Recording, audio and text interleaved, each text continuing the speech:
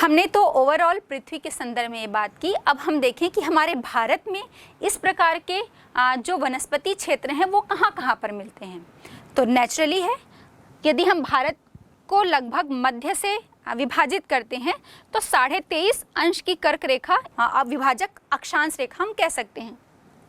इसके दक्षिण की तरफ आते हैं तो हमें मालूम है कि पूरा जो क्षेत्र है भारत का दक्षिणतम वो आपके उष्णकटिबंधीय ट्रॉपिकल जोन के अंतर्गत आता है।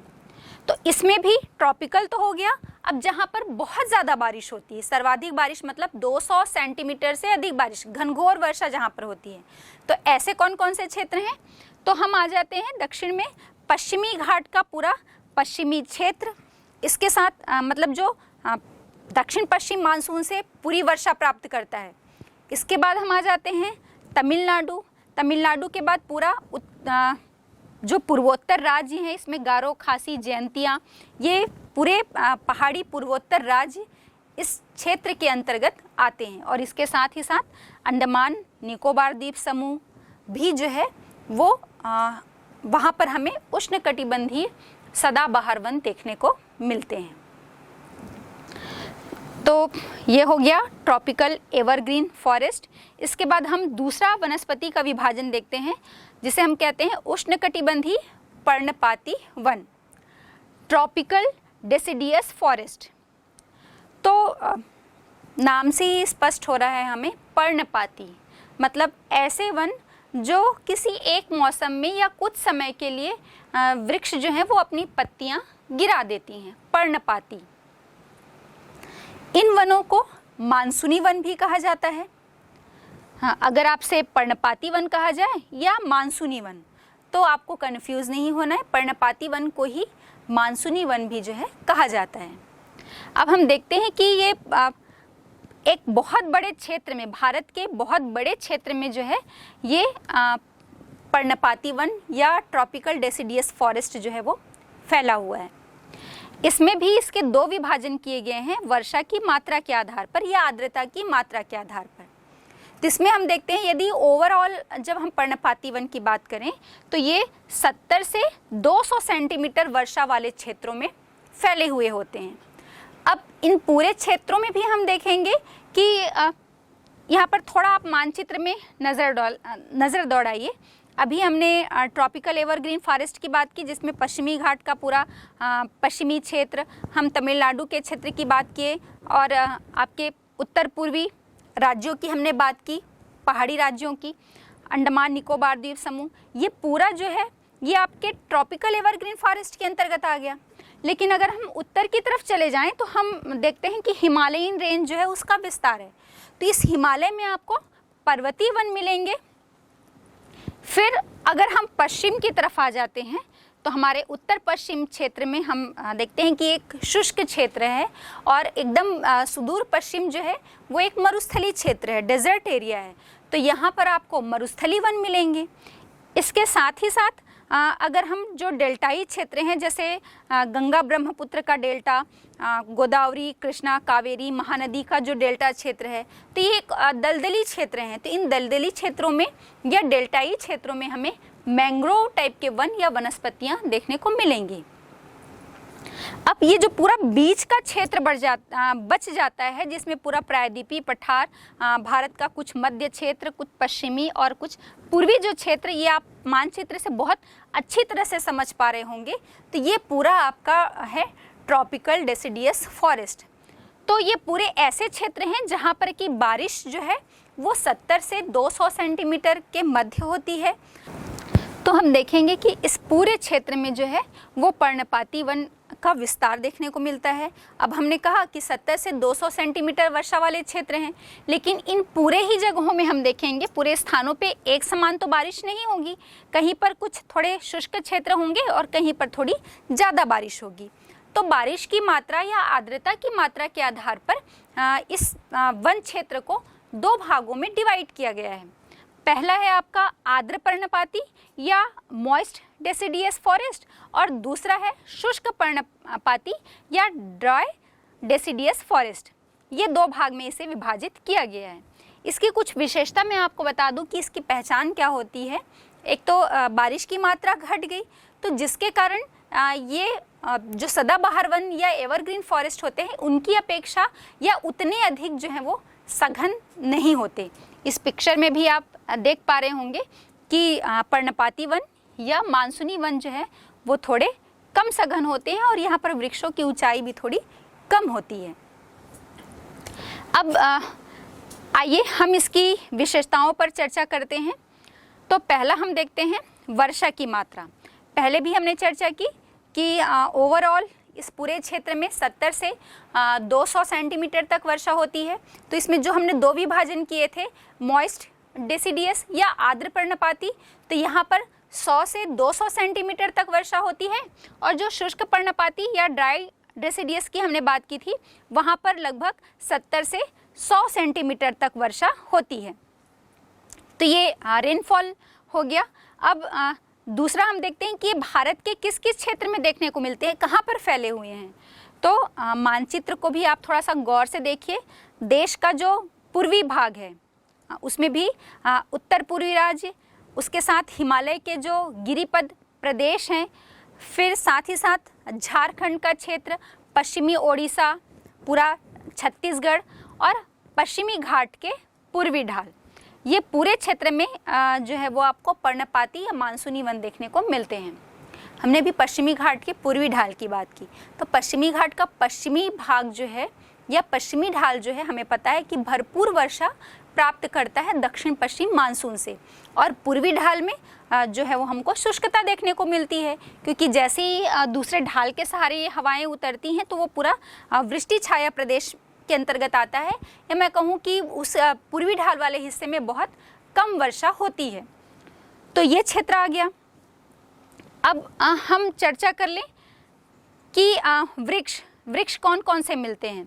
तो यहाँ पर साल, सागौन, शीशम, चंदन, मलबरी, अर्जुन, आंवला, नीम, ये वृक्ष जो हैं ये महत्वपूर्ण रूप से यहाँ पर हमें देखने को मिलती हैं। अब हमने पहले भी कहा था कि इस प्रकार के वनों में वृक्षों की जो ऊंचाई है वो एवरग्रीन फॉरेस्ट की अपेक्षा कम मिलती है। उतनी अधिक ऊंचाई जो है वो यहाँ पर के वृक्षों में नहीं मिलेगी। इसके साथ ही साथ हम देखेंगे कि यहाँ पर एक शुष्क ऋतु होती है। तो जब शुष्क ग्रीष्म ऋतु होती है तो इन वृक्षों की या इन पेड़ों की जो ये वृक्ष या पेड़ जो हैं वो अपनी पत्तियों को लगभग 6 से 8 हफ्ते के लिए गिरा देते हैं, क्योंकि बारिश की मात्रा भी कम हो रही है।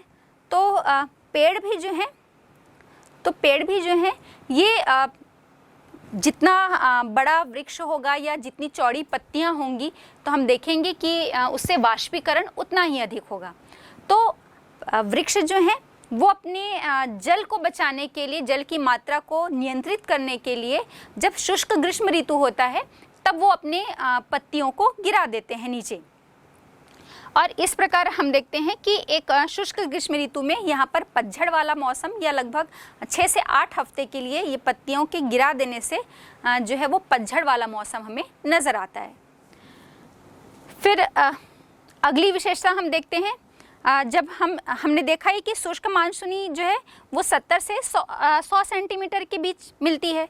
तो जो इस शुष्क मानसूनी वन की जब हम बात करें तो यहाँ पर देखेंगे कि इस पूरे क्षेत्र में बहुत अधिक जनसंख्या की सघनता मिलती है, बहुत अधिक जो आबादी है वो मिलती है।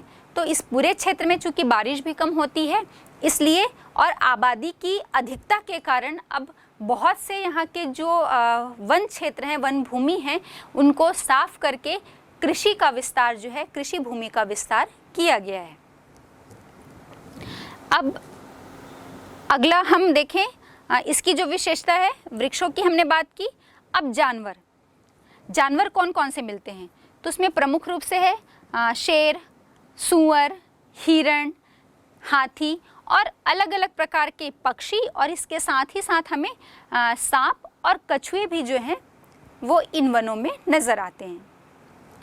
अब वन का जो तीसरा प्रकार है जिसे हम उष्णकटिबंधीय कटीले वन तथा झाड़ियाँ या थॉर्न फॉरेस्ट एंड स्क्रब्स के नाम से जानते हैं। इनकी विशेषताओं पर देख लें तो इसमें तो नाम से ही स्पष्ट हो रहा है कि कटीले वन और झाड़ियाँ मतलब कि यहाँ पर वर्षा की मात्रा देखें तो बहुत कम होगी, एक पूरा ड्राई एरिया होगा, शुष्क क्षेत्र होगा, जिसके कारण वही जो वहाँ के वृक्ष या जो झाड़ियाँ हैं वो अपने वाष्प को या जल की मात्रा को नियंत्रित करने के लिए वहाँ पर हम देखेंगे कि वृक्ष जो हैं उसमें मोटी मोटी पत्तियाँ नज़र आएंगी, कांटों वाली झाड़ियाँ हमें यहाँ पर मिलती हैं। हम कहते हैं ना कि इस पूरे नेचर में नेचर ने ही यहाँ पर जितने भी, चाहे वो पेड़ पौधे हों, जीव जंतु हों, मनुष्य हो, सबको ऐसा बनाया है कि जिस नेचर में उसने उसको उत्पन्न किया है, पैदा किया है, वहाँ पर उन्हें सरवाइव करने के लिए वो उसी प्रकार के एनवायरनमेंट में वो ढल जाते हैं। तो वृक्ष भी जो या झाड़ियाँ भी जो यहाँ पर मिलती हैं इन मरुस्थलीय वन या कटीले वनों में, वहाँ पर हम देखेंगे कि उनमें कांटे वाली झाड़ियाँ, जैसे आपने बबूल का पेड़ देखा होगा या कैक्टस का पौधा देखा होगा, तो इसमें क्या है, इनकी ये कांटे वाली झाड़ियाँ या वृक्ष होते हैं। तो सबको अपनी रक्षा करनी है, इन वृक्षों को भी जो है वो क्या है, उस एनवायरनमेंट में सरवाइव करना है। तो इससे एक फ़ायदा ये है, मतलब क्यों ये ऐसा होता है, तो इसको आप ऐसे भी समझ सकते हैं, वहाँ पर भी तो जंतु जानवर होंगे ही, ऐसा तो है नहीं कि मरुस्थलीय वन या कटीले वन में आपको जानवर जो है वो नहीं मिलेंगे। और जानवर क्या करते हैं, इन वनस्पतियों को चरते हैं या खाते हैं, अपना भोजन बनाते हैं। तो इससे बचने के लिए जो थोड़ी बहुत मात्रा में एक तो पानी की भी मात्रा कम होती है, तो इनमें हम देखेंगे नेचर ने ये बनाया कि इनके ये जो वृक्ष होते हैं वो कटीले कांटेदार होते हैं, जिसके कारण अब कोई मनुष्य या जो हम बात कर रहे हैं जानवर, वो इन्हें खाएंगे नहीं, और ये अपने आप की, हम एक प्रकार से कह सकते हैं कि अपने आप को प्रोटेक्ट करते हैं, अपनी सुरक्षा करते हैं। नेचर ने ही इन्हें ऐसा बनाया है ताकि वो उस एटमॉस्फेयर में सरवाइव कर पाएँ। तो आइए अब हम इसकी विशेषताओं पर चर्चा कर लें। तो कटीले वन और झाड़ियों में हम देखेंगे कि जब हम वर्षा की बात करते हैं तो यहाँ पर वर्षा की जो मात्रा है वो 70 सेंटीमीटर से भी कम वर्षा होती है। अब कोरिलेट कीजिए, हमने जब एवरग्रीन फॉरेस्ट कहा तो 200 सेंटीमीटर से भी अधिक बारिश, फिर हम पतझड़ वन में आ गए, मतलब कुछ एक मौसम, मतलब शुष्क ग्रीष्म ऋतु का जब मौसम था तो वहाँ पर पेड़ जो है वो अपनी पत्तियाँ गिरा दे रहे थे, लेकिन वहाँ पर बारिश की मात्रा क्या थी, 70 से 200 सेंटीमीटर। अब जब हम देखिए वनस्पतियों का प्रकार जो है वो बदल गया। अब यहाँ पर कटीले वन और बहुत बड़े बड़े वृक्ष आपको यहाँ पर नहीं मिलेंगे, झाड़ियों के रूप में अधिकतर जो है वो देखने को मिलेंगे। तो यहाँ पर अब बारिश की मात्रा या आर्द्रता की मात्रा क्या होगी, ऐसे क्षेत्र जहाँ पर 70 सेंटीमीटर से भी कम बारिश होगी वहाँ पर आपको कटीले वन और झाड़ियाँ मिलेंगी। अब दूसरी ये विशेषता है कि इन वनों की कि यहाँ पर जो वृक्ष होते हैं वो बिखरे हुए रूप में मिलते हैं। बिखरे हुए रूप में मतलब सबको सरवाइव करना है, सबको अपने लाइफ को प्रोटेक्ट करना है।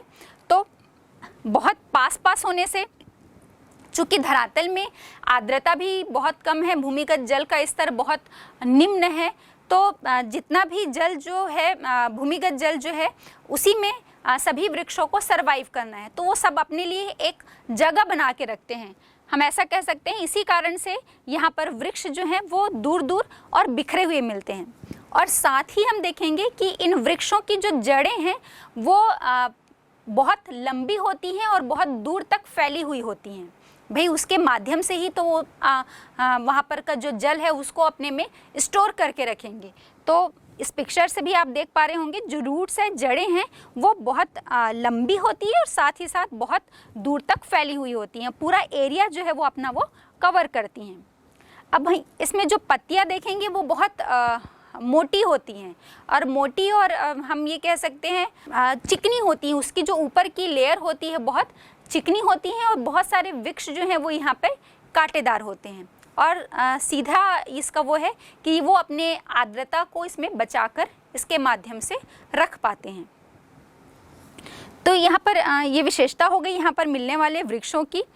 अब इसके साथ ही साथ हम देखते हैं कि कौन कौन से वृक्ष यहाँ पर प्रमुख रूप से मिलते हैं। तो पिक्चर से आप देख पा रहे हैं, प्रमुख वृक्ष आपको अकासिया है, खजूर है जिसे हम पॉम भी कहते हैं, इसके बाद बबूल है, और यूफोरबिया और कैक्टस। ये जो हैं कैक्टस या हम जिसे नागफनी भी कहते हैं, ये यहाँ पर मिलने वाले प्रमुख वृक्ष हैं। अब हम जानवरों की चर्चा कर लें कि कौन कौन से जानवर प्रमुख रूप से मिलते हैं। तो उसमें हम देखेंगे लोमड़ी है, भेड़िए हैं, जंगली गधा है और ऊँट। ऊँट कहने से आपको एक बात ध्यान में आ रही होगी, हम ऊँट को क्या कहते हैं? रेगिस्तान का जहाज। बच्चों, अभी मैंने कहा कि जो भी वनस्पति या जो जीव समुदाय किसी क्षेत्र में मिल रहा है तो वो प्रकृति ने ही उन्हें ऐसा बनाया है ताकि वो उस एटमॉस्फेयर में अपने आप को सरवाइव कर पाएँ। जैसे ऊँट है तो आप देखते होंगे ऊँट के पंजे जो हैं वो बहुत गद्देदार होते हैं। वो इसलिए कि वहाँ पर पूरा जो वो क्षेत्र जो है वो रेतीला है, और रेतीले क्षेत्र में ताकि जब वो ऊँट जो है चले तो वो धंसे ना, उस रेत में उसके पैर जो है वो धंसे ना, इसीलिए उसके पैरों की बनावट ही ऐसी जो है वो रखी गई है। अब हम देखते हैं कि ये मरुस्थलीय वन या कटीले वन जो है वो भारत में कौन कौन से क्षेत्र में मिलते हैं। तो उसमें हम प्रमुख रूप से जाएं तो हमें पता है कि भारत का पूरा पश्चिमी, उत्तर पश्चिमी भाग जो है वो ड्राई एरिया है, शुष्क भाग है। तो वहीं पर यदि एकदम सुदूर पश्चिम में चले जाए तब तो वो एकदम मरुस्थल है, लेकिन यदि उसके थोड़ा पूर्व में आए हम, पूर्वी भाग में, तो हम देखते हैं कि वहाँ पर बारिश की मात्रा भी बहुत कम हो जाती है। तो ये पूरा क्षेत्र जो है यहाँ पर हमें कटीले वन और झाड़ियों वाली वनस्पतियाँ मिलती हैं। तो प्रमुख क्षेत्र देखते हैं, जैसे उत्तर पश्चिमी भाग में भी गुजरात हो गया, राजस्थान है, छत्तीसगढ़ का कुछ क्षेत्र, साथ ही साथ मध्य प्रदेश, उत्तर प्रदेश और जो हरियाणा है इसके पूरे अर्धशुष्क क्षेत्र जो हैं वहाँ पर हमें इन मरुस्थलीय वन या कटीले वन जो है वो मिलते हैं। बच्चों, अब हम चौथे प्रकार के वन, जिसे पर्वतीय वन या माउंटेन फॉरेस्ट कहा जाता है, इस पर बात करते हैं। इस ग्लोब को आप देख पा रहे होंगे, तो जैसे ही हम इक्वेटर या भूमध्य रेखा से ध्रुवों की तरफ आगे बढ़ते जाते हैं और इसमें हमें मतलब वनस्पतियों में अंतर देखने को मिलता है, क्योंकि तापमान और वर्षा में अंतर आता जाता है। जैसे इक्वेटर से ट्रॉपिक ऑफ कैंसर और ट्रॉपिक ऑफ कैप्रिकॉर्न तक ट्रॉपिकल जोन होता है और ट्रॉपिकल टाइप की या उष्णकटिबंधीय वनस्पतियां देखने को मिलती हैं। फिर जैसे जैसे हम ऊपर की तरफ जाते हैं तो शीतोष्ण या समशीतोष्ण, फिर शीतकटिबंधीय क्षेत्र आता है, और हम ये कह सकते हैं कि भूमध्य रेखा से हम टुंड्रा तक, भूमध्य रेखा से हम ध्रुवों तक जैसे जैसे सफ़र की तरफ आगे बढ़ते हैं तो एवरग्रीन फॉरेस्ट या सदाबहार वन से ध्रुवों तक टुंड्रा वनस्पति तक का सफ़र जो है वो तय कर सकते हैं। तो ठीक इसी प्रकार जैसे हम अक्षांशों में भूमध्य रेखा से ध्रुवों की तरफ जाते हैं और हमें वनस्पतियों में अंतर देखने को मिलता है, उसी प्रकार का जो अंतर है वो हम पर्वतीय क्षेत्र में भी देख सकते हैं। मतलब पर्वत जो हैं वो अलग अलग ऊंचाई के होंगे, तो किसी पर्वत के यदि आप पीक पर एकदम ऊंची चोटी पर यदि आप खड़े हैं, उसके बाद यदि हम उसके मध्य क्षेत्र पर आए और उस पर्वत के गिरिपाद में एकदम निचले हिस्से में आए तो हमें इसमें वनस्पतियों में अंतर देखने को मिलता है। तो एक तो हमने देखा कि जैसे जैसे हम ऊंचाई की तरफ जाते हैं तो तापमान में हमें अंतर मिलता है। मतलब ऊंचाई में जाते हैं तो तापमान में गिरावट आती जाती है। इस बात का अध्ययन हम जलवायु वाले चैप्टर में कर चुके हैं। तो तापमान में अंतर तो आता ही है, और इस तापमान में अंतर के साथ साथ ऊंचाई में जाने पर हमें वनस्पतियों में भी अंतर देखने को मिलता है। तो जैसे इसको हम समझ लें कि अलग अलग ऊंचाई होंगे, और हमने बात की कि किसी माउंटेन के, किसी पर्वत के पीक से यदि हम उसके गिरिपाद तक आएँ तो हमें अलग अलग वनस्पतियाँ मिलेंगी। तो उसी में हम चर्चा कर लें। जैसे हम 1000 से 2000 मीटर की ऊंचाई तक जाते हैं किसी पर्वतीय क्षेत्र में, तो हमें वहाँ पर आर्द्र शीतोष्ण कटिबंधीय टाइप की वनस्पतियाँ जो हैं वो मिलेंगी। और इस प्रकार की वनस्पतियों में जो चौड़ी पत्ती वाले वन हैं, ऐसे वृक्ष जिनकी पत्तियां बहुत चौड़ी होती हैं, ऐसे वृक्ष यहाँ पर मिलेंगे।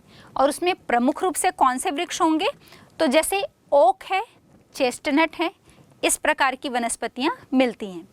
फिर जैसे ही हम और ऊंचाई में बढ़ते हैं, मतलब लगभग 1500 से 3000 मीटर की ऊंचाई पर हम ऊपर चढ़ते हैं, तो वहाँ पर वनस्पतियों का जो आकार है, उनकी बनावट जो है, विशेषता उनकी बदल जाती है। वहाँ पर अब हमें शंकुधारी वृक्ष जो है वो मिलेंगे। हमने देखा कि इसके पहले हम कम ऊंचाई पर थे तो हमें चौड़ी पत्ती वाले जो वन है वो मिलते थे, या वनस्पतियाँ मिलती थी। लेकिन जैसे ही हम और ऊंचाई पर जाते हैं तो यहाँ पर हमें शंकुधारी वृक्ष जो हैं वो मिलते हैं। जैसे कि पिक्चर में भी आप देख पा रहे होंगे, चीड़ है जिसे हम पाइन कहते हैं, देवदार, सिल्वर फर, स्प्रूस और सीडर, इस प्रकार के वृक्ष मिलते हैं। अब ये पूरे जो पर्वतीय वन हैं वो भारत के किस क्षेत्र में मिलेंगे, तो हमें पता है कि हम उत्तर पश्चिम से या उत्तर से, जैसे ही हम उत्तर से उत्तर पूर्व की तरफ आगे बढ़ते हैं तो पूरी उस रेंज में हिमालय का विस्तार है, हिमालय पर्वत श्रेणियाँ फैली हुई हैं। तो इस हिमालय पर्वत श्रेणी में भी हम देखते हैं कि महान हिमालय, फिर लघु हिमालय, फिर शिवालिक और शिवालिक का गिरिपथ। तो इन विभिन्न ऊंचाइयों पर हमें यहाँ पर वनस्पतियों में अंतर मिलेगा। तो प्रमुख रूप से इनके क्षेत्र, तो ये वन जो है वो पूरे हिमालय के दक्षिणी ढलानों पर, दक्षिणी ढलान हम इसलिए कह रहे हैं कि आप देख पाते होंगे कि दक्षिण पश्चिम मानसून से हिमालय के दक्षिणी ढलानों पर पर्याप्त बारिश होती है, पर्याप्त वर्षा होती है, लेकिन उसके उत्तरी ढलान में ये स्थिति हमें देखने को नहीं मिलती, इसलिए हम कह रहे हैं दक्षिणी ढलानों पर।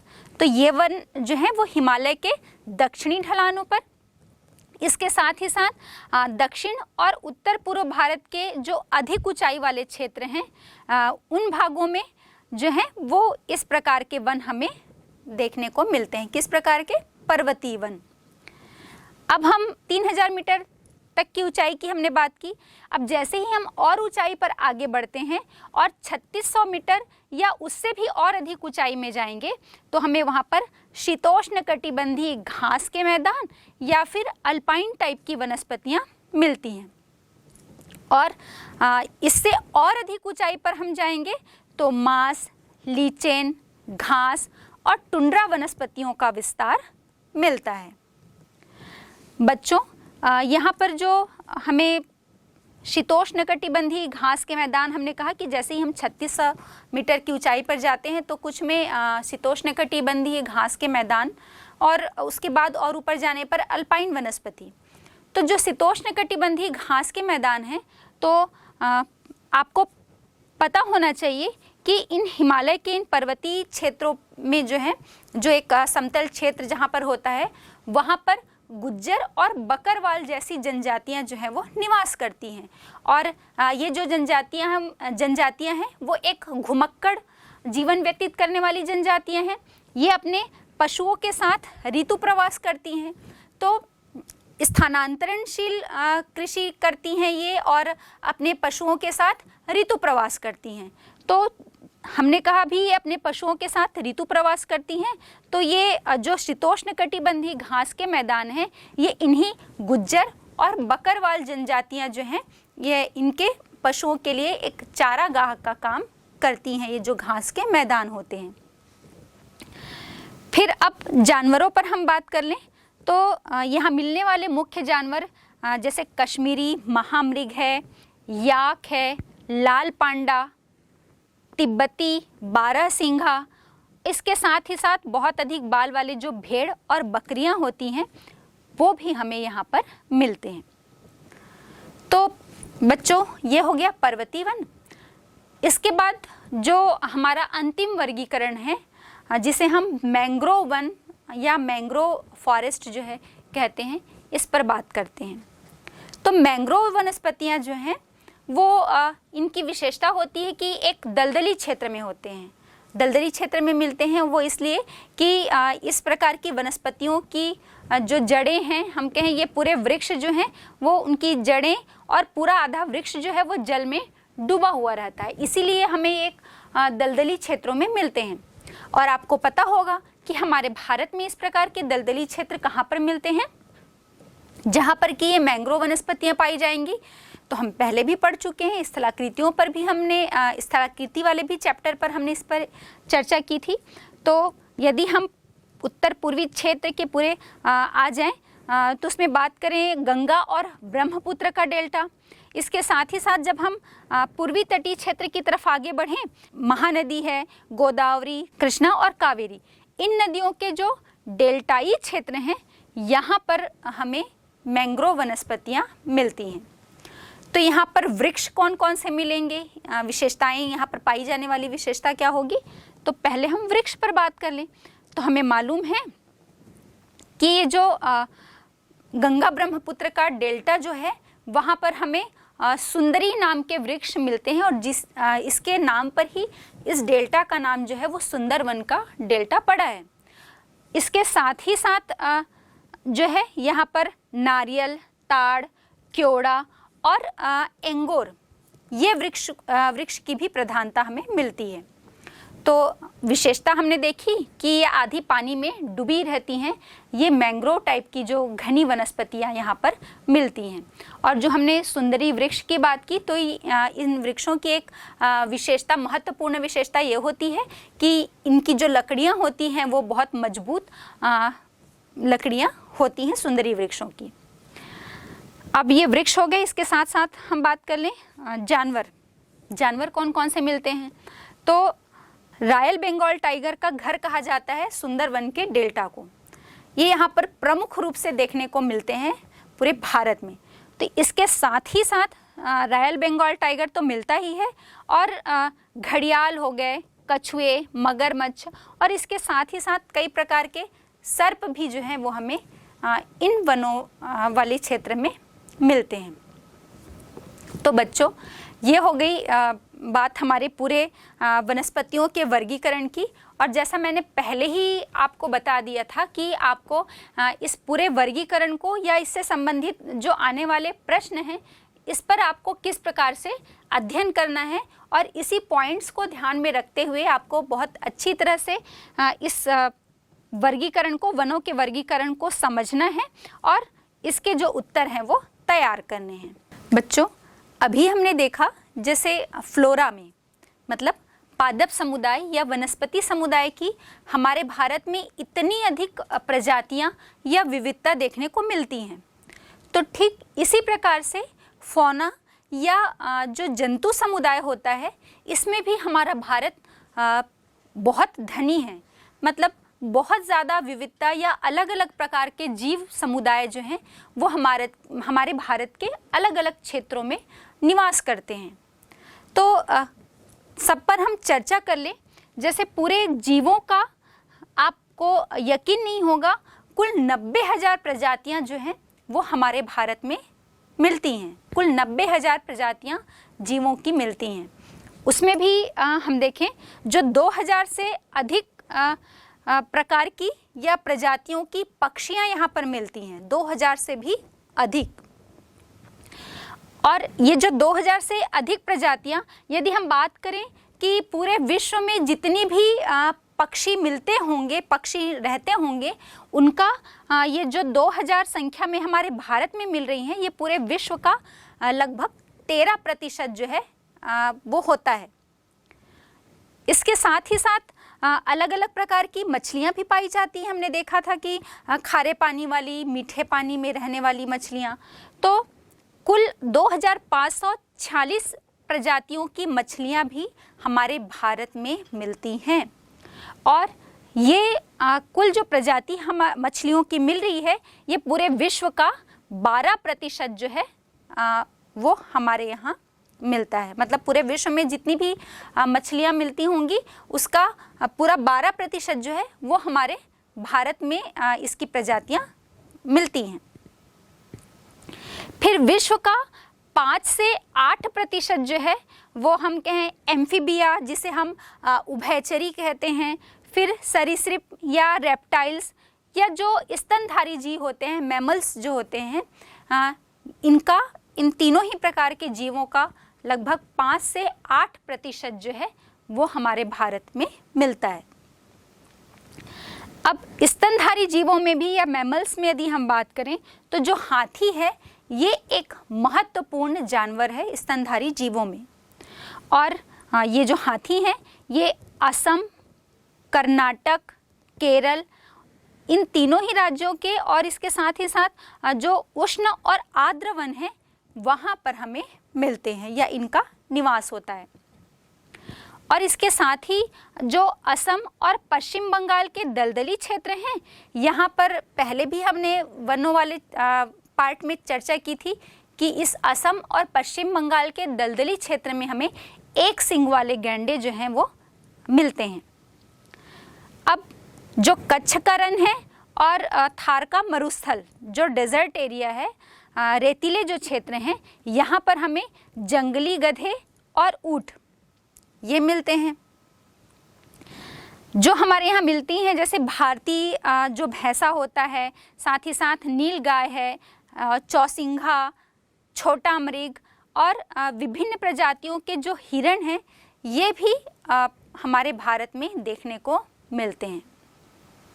बच्चों, हमारा पूरे विश्व में हमारा भारत जो है वो एक ऐसा देश है जहाँ पर शेर और बाघ दोनों ही मिलते हैं।